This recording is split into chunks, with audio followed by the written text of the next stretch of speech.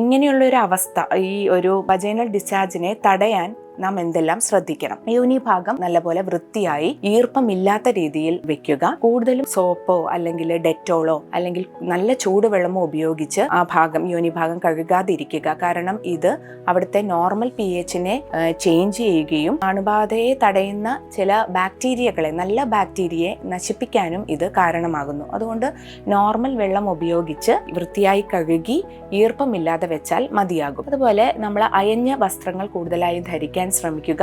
Tight ജീൻസോ tight ലെഗിങ്സോ ഒന്നും ധരിക്കാതിരിക്കുക.